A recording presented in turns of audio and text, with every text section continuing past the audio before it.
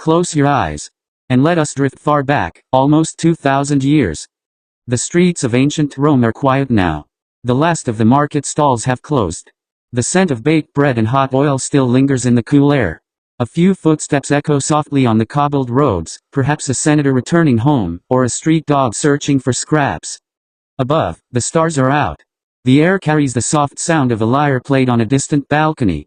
And behind one of the many doors in this sprawling city, a mother is preparing her child for sleep. A small Roman bedroom. The room is simple, but warm. Its walls are painted in soft reds and ochres, decorated with scenes from myths, Mercury with his winged sandals, Hercules with his lion skin. The bed is a wooden frame with a woven rope base, layered with woolen blankets. A small clay oil lamp flickers gently on a shelf, casting shadows that dance like tiny ghosts. The air smells of lavender and olive oil. A child, perhaps 5 or 6 years old, is being tucked in by his mother, a woman in her early 30s, wrapped in a stalla, her hair bound with a simple ribbon. Her voice is calm. Her eyes are tired, but kind. And this is their ritual. A Roman bedtime, not so different. You may imagine that bedtime for Roman children was entirely foreign, but in truth, it was not so different from ours. There were lullabies. There were gentle stories. There were whispered prayers to household gods. There were warm blankets and soft pats on the back. There was comfort, routine, and love, things that haven't changed in thousands of years. The world of the Roman child. Let's pause here for a moment, and imagine being a Roman child in the 1st century CE. You live in a domus, a Roman house made of stone and brick. It opens into an atrium, a central hall with a shallow pool for collecting rainwater, called the impluvium. There are murals on the walls, perhaps a mosaic on the floor. Your father may be a merchant, or a minor official. Your mother manages the home, cooks, weaves, and teaches you the early lessons of life. You wake with the sun, eat bread dipped in honey, and play with your siblings using toys made of clay or carved wood. You go to the ludus, the school, if your family can afford it. There, you learn your letters, your numbers, and the names of the gods. But when night comes, and your eyelids grow heavy, you are not told to count sheep. You are told to remember noumena, the spirits in everything. You are told stories of gods, heroes, monsters, and morals. You are being shaped not just to sleep, but to believe. The lullaby begins. The mother hums softly now. The tune is ancient. The words are Latin. Lala, lala, lala, dormi, fili, dormi. Hush now, hush, sleep, child, sleep. She strokes the child's hair as she sings. The oil lamp flickers, casting warm light across the painted ceiling. The child clutches a small woolen doll, hand-stitched, with black thread eyes. It is filled with straw and smells faintly of the herbs kept in the kitchen. Outside, the wind rustles faintly. Somewhere far off, a dog barks once, then silence. And the story begins. The first bedtime lesson: don't anger the household gods. The mother speaks softly. You must always thank the lares before you sleep, she says. Do you remember who they are? The child nods sleepily. They are the spirits of our ancestors. They live near the hearth. They protect our home. Good, the mother smiles. And what do you say to them? The child recites, just above a whisper. Lares, guard me through the night. Bring no shadow, only light. This small prayer is passed down in many Roman homes. It is not written in books. It lives in breath, in habit, in love. In the corner of the room, on a small stone shelf, is a tiny figurine, a Lares statue. Its surface is worn smooth by time. A few dry flower petals lie at its feet. The lesson of Janus: always look both ways. The mother continues. Do you remember Janus? The child opens one eye. The god with 2 faces. She smiles. Yes. One face for the past, one for the future. He watches all doorways. When you wake tomorrow, you will pass through a doorway. What must you remember? The child mumbles. Look behind and ahead. The mother gently taps his nose. Good. Never forget that.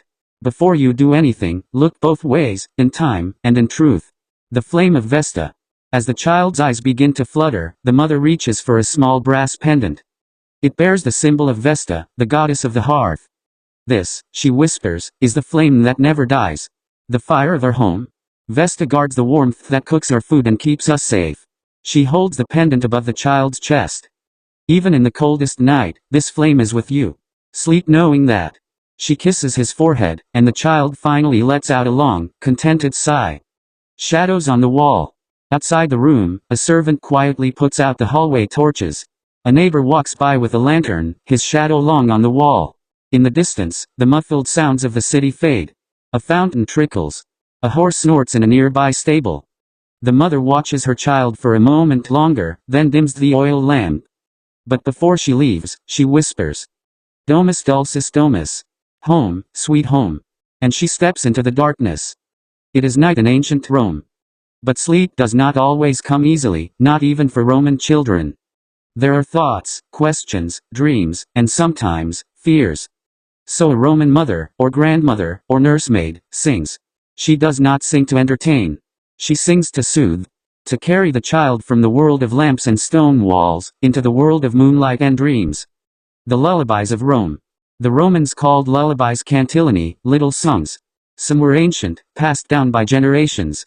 Others were invented each night, shaped to fit the child's mood. They often had gentle rhythms and simple Latin phrases. Dormi, dormi, o parvule. Luna te vigilabit. Sleep, sleep, little one. The moon will watch over you. Or, Noli fleer, fili dulcis. Mater hic estate semper. Do not cry, sweet son. Mother is always here. The words didn't always matter. It was the sound, soft, rhythmic, close to the ear. The warmth of breath. The gentle rocking of the body. The dim light of the lamp nearby. The voice of someone who would never leave. The voice of the nurse. In wealthier homes, children were often raised not only by their mothers, but also by a nursemaid, called a nutrix. She was often a Greek woman, brought to Rome from the East, who spoke both Latin and Greek. Her lullabies mixed the two languages. Nana, nana, padian mo. Ladet lupus insomno. Hush, hush, my little child. The wolf sleeps and dreams. The nurse was more than a servant. She was often the most constant figure in a child's early years. Her scent, her arms, her songs, these became the foundation of the child's safety. Even Roman emperors wrote about their nutrisers with reverence. To the Roman child, the nurse's lullaby was the border between fear and sleep. Toys beneath a pillow. What did Roman children sleep beside? Not plastic, not blinking lights, but toys carved from wood, bone, clay, and cloth. A little girl might sleep with a rag doll, stitched by hand, her hair made from wool, her dress painted with red lines. A boy might clutch a carved horse or a wooden sword, pretending to be a future centurion. Some had spinning tops, miniature chariots, or tiny figurines of gods and animals, lions, owls, eagles, dogs. Some lucky children owned glass beads, which they wore on string necklaces, believed to protect them from evil. Others kept charms under their pillows, like a tooth-shaped amulet, or a small silver bell. To a Roman child, these were treasures. Carried through the day. Held close in the dark. Dreams in the Roman world. Now the child begins to dream. But what did Roman children dream of? Not fairies or cartoon heroes, but of gods and monsters, legends and stars, temples and soldiers, harvests and household spirits. They dreamed of flying with Mercury, the winged messenger. Riding a lion beside Hercules. Climbing a ladder to the sky, where Jupiter throws thunderbolts. Being small enough to ride a goose across the Tiber. Or finding a secret tunnel beneath a forum, filled with glowing stones and whispers of ancient kings.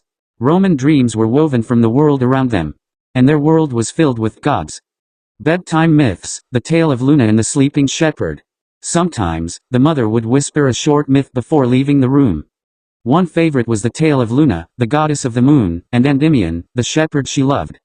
Luna looked down from the sky, she would say, stroking the child's hair.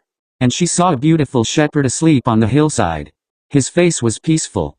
His breathing soft. She came down silently, on a beam of silver light, and kissed his eyes. She did not wake him, she could not. But she loved him from afar. Every night, she returns to him, quietly, like now, to watch him sleep. The child smiles. He looks at the moon through the small window near his bed. Maybe, just maybe, Luna is watching him, too. The safety of ritual. For Roman families, bedtime was sacred. It was not rushed. It followed a pattern, a ritual of peace. The lamp was lit. The blanket smoothed. The toys gathered. The prayer to the Lares whispered. A song or story, slow and quiet. A final kiss. Then silence. This repetition, night after night, brought comfort. Even when the outside world was chaotic, with rumors of wars or politics or drought, the bedtime remained. The home was a fortress. The room a temple. The mother, a priestess of calm. And then, sleep. The child's breathing slows. The toy slips from his hand. The oil lamp flickers one last time. Outside, the stars wheel across the sky. Inside, the room is warm, still, and filled with the hush of dreams. The mother lingers by the door for a moment. She looks back once, then disappears into the shadows. The child dreams. And Rome, vast and eternal, dreams with him. The child sleeps, but the learning never stops. In ancient Rome, even bedtime was a time of education, not the stern, formal kind with scrolls and tutors, but the soft kind that came through stories, routines, and love. The kind you remember not with your mind, but with your heart. Roman parents and their hopes. What did Roman parents want for their children? We often imagine ancient people as so different, but in truth, their desires were familiar. They wanted their children to be honest, to be brave, to be modest and polite, to be grateful and respectful, and to become people of virtue, in Latin, virtus. But these lessons weren't delivered with lectures. They were told in bedtime tales, in gestures, in tone. Each night became a classroom, where no scroll was opened, and yet so much was learned. The tale of Horatius at the bridge. A popular story told to Roman children was that of Horatius Cockles, the soldier who stood alone at a bridge to defend Rome. The mother would whisper. When the enemy approached, the Romans tried to destroy the bridge to stop them. But someone had to hold the enemy back. Horatius stood firm, alone. His comrades destroyed the bridge behind him. And when it was done, he leapt into the river, armor and all, and swam to safety. He saved the city. And he asked for no reward. The lesson? Bravery. Sacrifice. Humility. No child forgets a hero who jumped into the Tiber for the good of all. The importance of modesty. Roman culture valued modesty, especially in children. Too much pride was dangerous. It was called superbia, and it offended the gods. So children were taught. Do not speak before your elders unless spoken to. Do not boast, for the gods favor the humble. When praised, bow your head, and pass the praise to the gods. At bedtime, a parent might say, "Today, you were kind to your sister. That was good. But remember, kindness is not a performance. It is a duty." These lessons were short, gentle, but firm. The quiet role of fathers. At night, it was often mothers or nurses who soothed the children. But fathers had their part to play, too. In some homes, the father would enter quietly, just before sleep, and kneel by the child's bed. He might share one short line from the old poets. Fortes fortuna adiuvat. Fortune favors the brave. Or, mens sana in corpore sano. A sound mind in a sound body. He would say it, kiss the child's forehead, and leave. The words stayed. Long after the footsteps faded. How to treat others. Another lesson Roman children heard often was how to treat others, especially those below them. In the Roman household, there were servants, slaves, laborers, traders, messengers, and craftsmen coming and going daily. Children were taught. A kind word costs nothing. Even the lowliest man may be closer to the gods than you. A sharp tongue wounds more deeply than a sword. Speak gently. Always. These weren't just phrases, they were family laws, repeated often and remembered forever. The gods are always watching. Roman children grew up with the idea that the gods saw all things, especially at night. The mother might whisper, just before sleep. "Do you know who guards your dreams?" "Somnus," she'd say. "The god of sleep. His wings are soft, and his voice is quieter than a breeze. But beside him stands Mora, the spirit of bad dreams. If your heart is unkind, she will visit. If your heart is gentle, she will pass by." It was a moral compass cloaked in story, comforting, and yet quietly guiding. The power of silence. Silence itself was a lesson. Roman homes were often noisy during the day, with tools, voices, animals, and activity. But bedtime was sacred silence. A child might ask one last question. The mother would answer with a smile. Then lift a finger to her lips. "Silentium," she would whisper. "Let the gods speak now."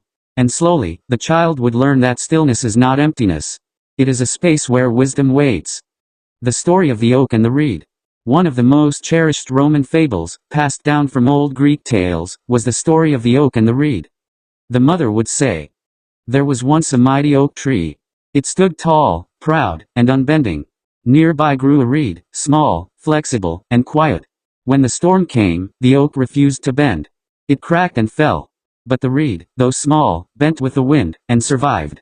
She would pause. And the child, sleepily, would say, "Be like the reed." Yes, the mother would nod. Be strong, but never rigid. The gods love those who bend with the wind. Wisdom without weight. None of these lessons were delivered with pressure. They were like drops of water, gentle, regular, shaping the stone of character night after night. The Roman child didn't feel like they were being taught. They felt loved. They felt safe. They felt guided. And as the final candle burned low, and the walls of the domus faded into shadow, they carried these little lessons into their dreams. The child turns in his sleep. Something flickers outside the window, a breeze, a bird, a dream. But even 2,000 years ago, night could be a little scary. Night in the Roman imagination. For Romans, night was not just darkness, it was a time when the lines between worlds blurred. Spirits could wander. The gods of dreams could whisper. Monsters might stir in the shadows. Children were especially sensitive to these stories. Their imaginations were rich. The world was alive. And so bedtime came not just with lullabies, but with protection. Common Roman night fears. A Roman child might fear the Strix, a night bird said to suck the blood of babies. The Lamia, a creature who stole disobedient children.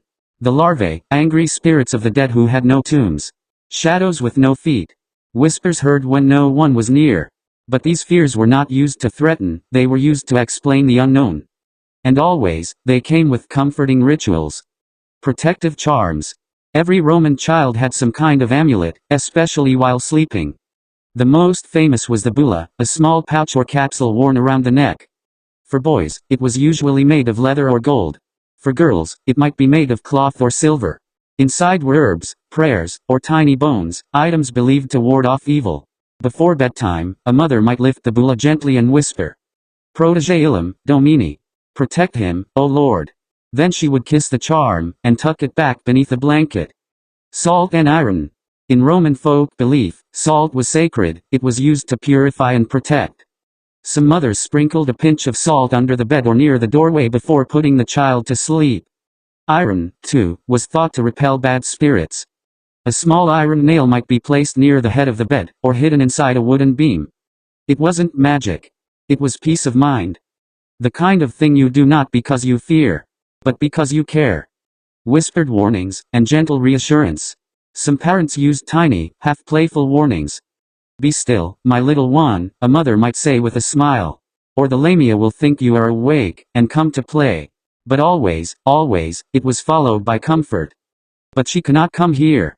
The Lares protect you. And I am here. And your bulla is strong. You are safe." The child believed her. Because the rhythm of her voice was stronger than any monster. Nighttime offerings. In some homes, especially during festivals or after a death, milk, honey, or grain would be left out at night, little offerings to the spirits.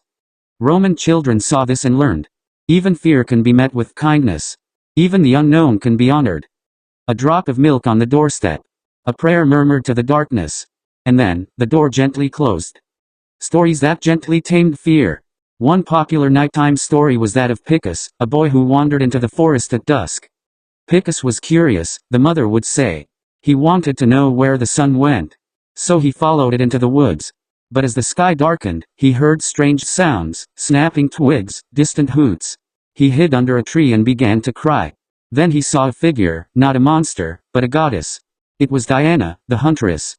She knelt beside him and said, "The night is not your enemy. It is only the other side of day." She gave him a lantern, and told him to find his way home. The story ended not in punishment, but in light. The lesson? Night is not to be feared, only understood. The role of the stars. Roman skies were clear and wide. Children often fell asleep watching the stars through small windows or courtyard openings. Parents would name the stars. Orion, the hunter. Venus, the bright evening light. Jupiter, ruler of the sky. Some said each star was a watching spirit, a protector from the heavens. "See that one?" A father might whisper. "That's your great-grandfather. He watches over you. If you get scared, look for him." It didn't matter if it was true. What mattered was the feeling. That you were never alone under the night sky. Silence that listens. As night deepens, the home grows quieter. The street outside is empty. The oil lamp glows faintly. The shadows on the wall no longer scare the child. He has heard the songs. He has whispered his prayers. He has his Bula and his stories. And in this silence, there is no fear, only peace. One last blessing.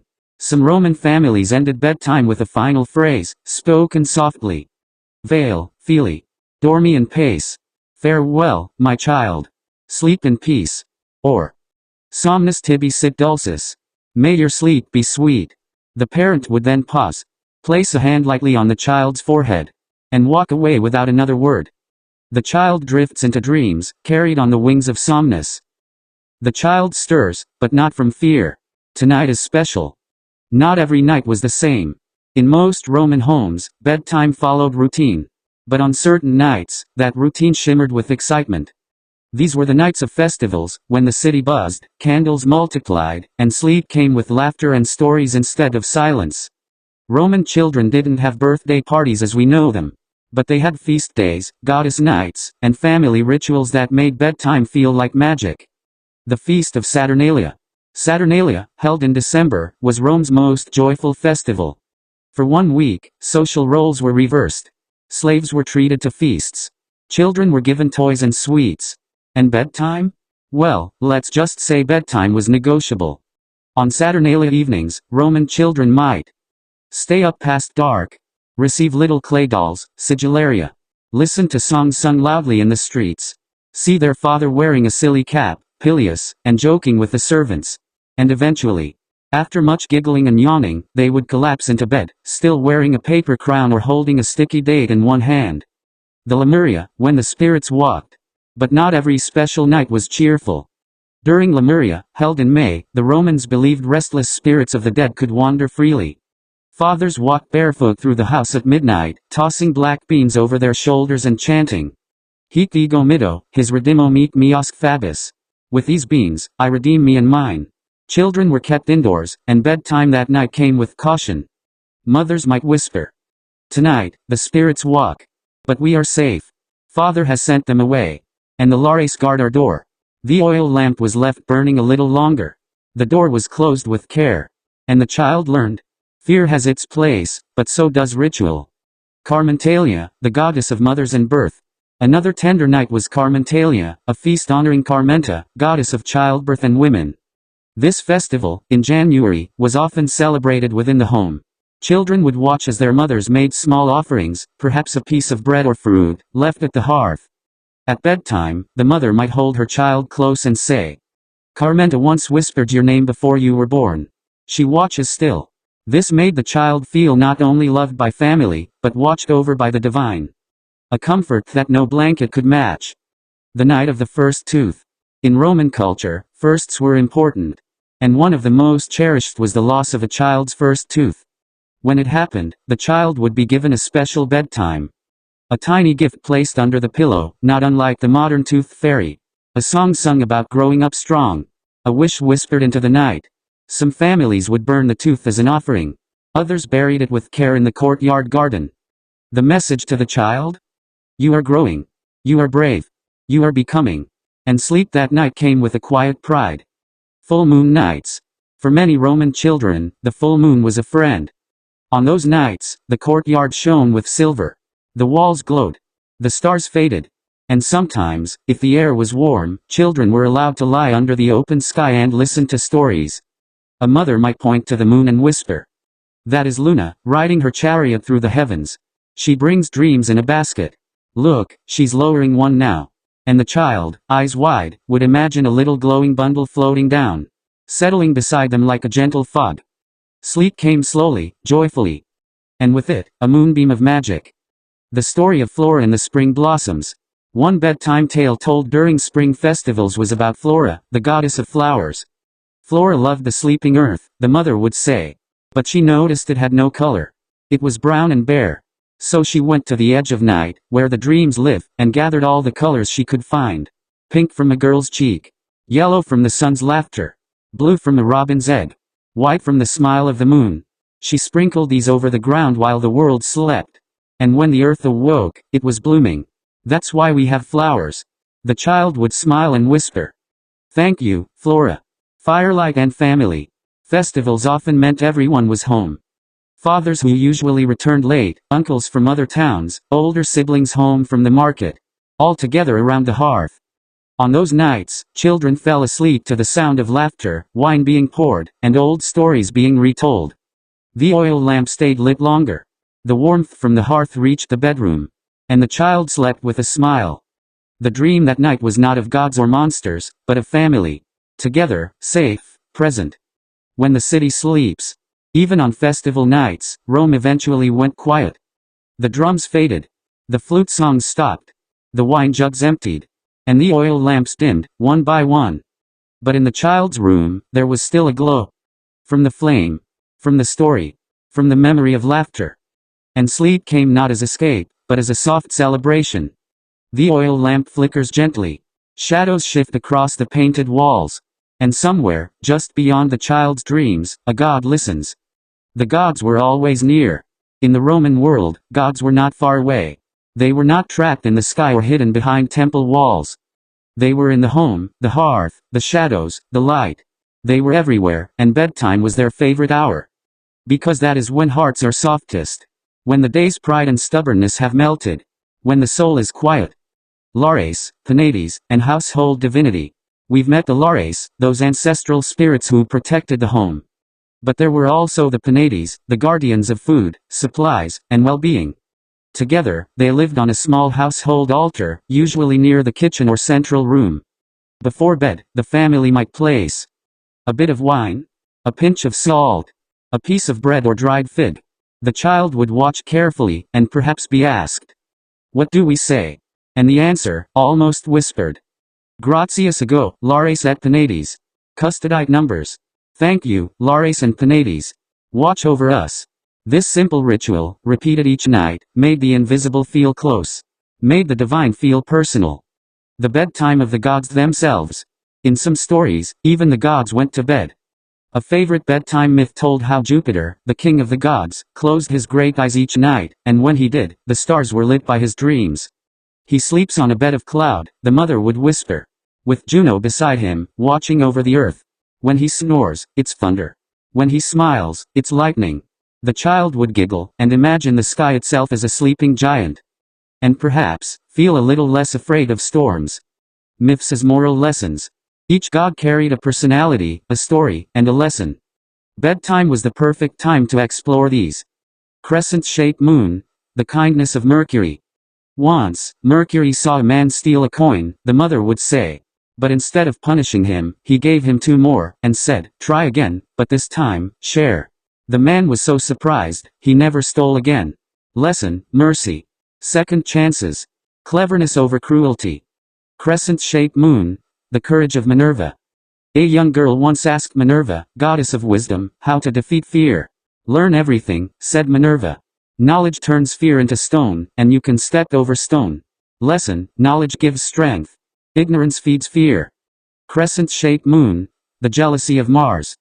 Mars, the god of war, once grew angry because no one invited him to dinner. So he kicked over their tables. But when he saw a child crying, he sat down beside her, and gave her his shield. Lesson, even anger can turn to kindness. Even gods must learn. Sleeping under divine eyes. Sometimes, a parent might say, "When you sleep, you are not alone. Jupiter guards your dreams. Diana watches the moonlight. Mercury walks the wind. And Vesta warms your breath." These were not just stories. They were foundations. Just as we tell children today that their parents are always watching over them, Romans used the language of the divine to offer protection. And in doing so, they made the child feel not small, but part of something eternal. Symbols above the bed. Some homes painted or carved symbols of gods above the child's sleeping place. A tiny lightning bolt for Jupiter. A wheat sheaf for Ceres. A crescent moon for Diana. A lyre for Apollo.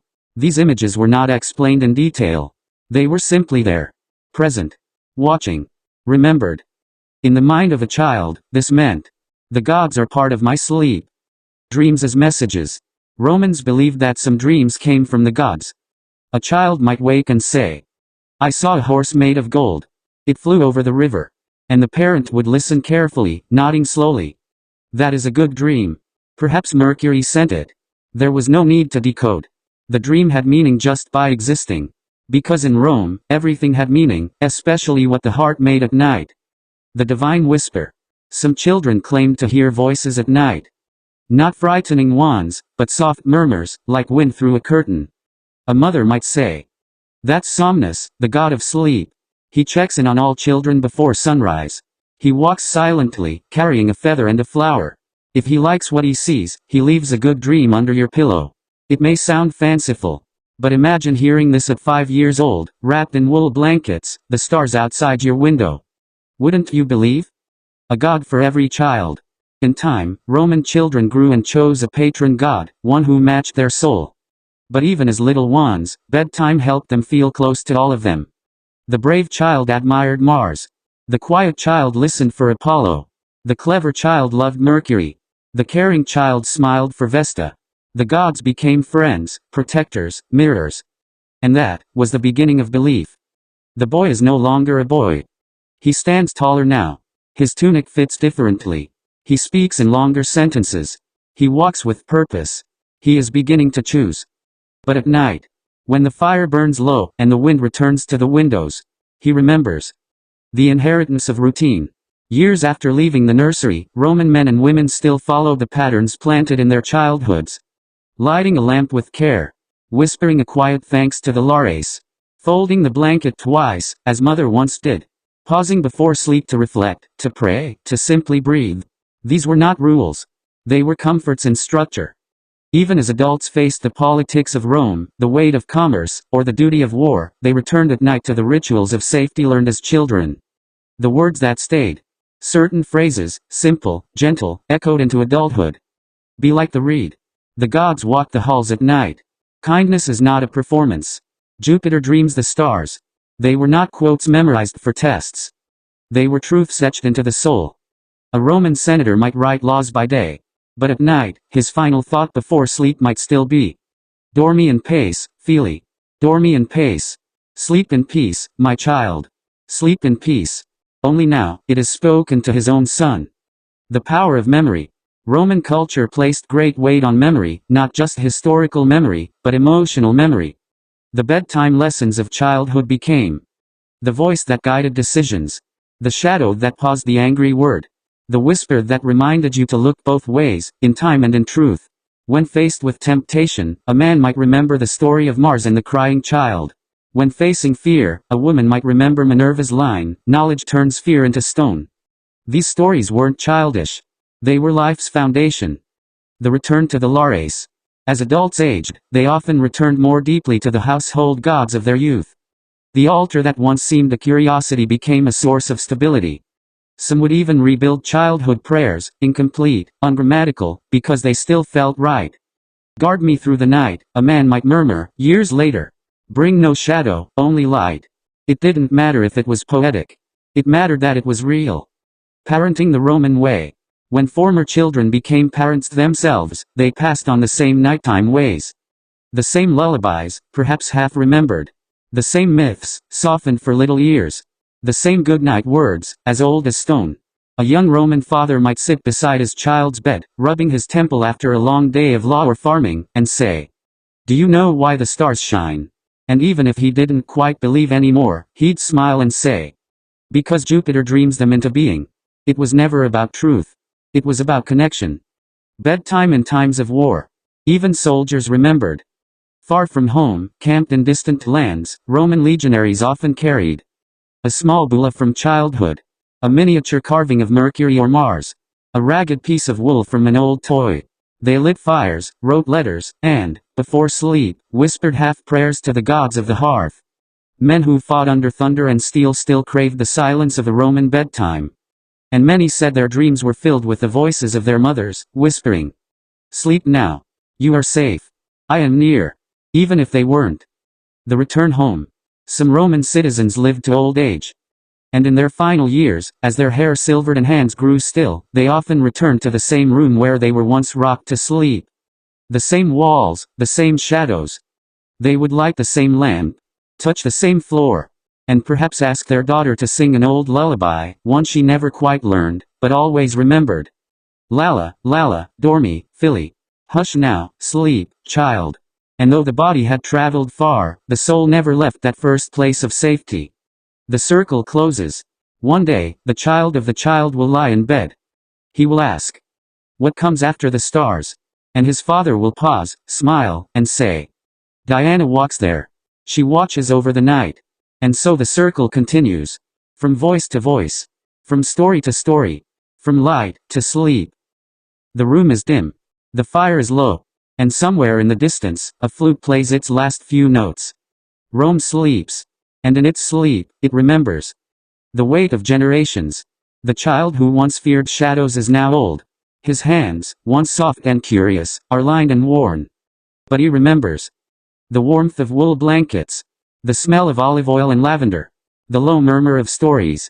The light of an oil lamp. The quiet rhythm of his mother's breath. In a city built of marble and law, it is these small, gentle things that last longest. When cities become stories. Rome, too, is growing old. Its temples are cracked.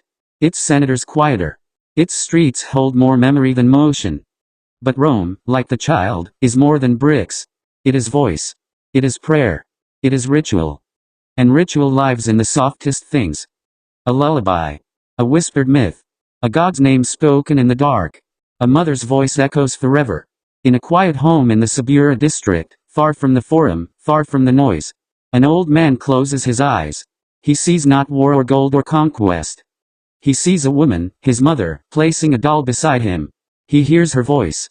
Somnus tibi sit dulcis. May your sleep be sweet. And it is. Because some words never age. The children of the empire. There were millions of Roman children. Most are lost to time. Their names uncarved. Their toys forgotten. But they lived. They laughed. They cried in the dark. They whispered to gods. They dreamt of stars. And they slept, wrapped in ritual and story, believing that sleep was not an ending, but a doorway. A place where they might fly with Mercury. Or dance in the garden of Flora. Or ride a dream chariot beside Jupiter's thunder. Rome sleeps too. Someday, the city itself will be ruins. Its stones will crack. Its statues will fall. Its names will be worn down by rain and time. But a child in a distant future may still hear. Be like the reed. The moon watches you. Sleep now. The gods are near. And in that moment, Rome is not gone. It lives. In bedtime. In dreams. In love. The eternal flame. Vesta's flame once burned in her temple day and night, guarded by priestesses. That flame is gone. But the idea remains, in every candle lit before sleep. In every hush of the room before a story begins. In every soft breath of a parent settling their child. That is the true eternal flame. Not fire. But care. Let the story end like sleep. We have walked together, Roy Sahab, through the alleys of ancient Rome. Listened at the doors of families long turned to dust. And seen that even 2,000 years ago, bedtime was sacred. It taught. It healed. It connected. And it still does. So as we step away from the Roman world, let's leave quietly. Blow out the oil lamp. Fold the blanket. Whisper once more. Dormi in pace. Sleep in peace.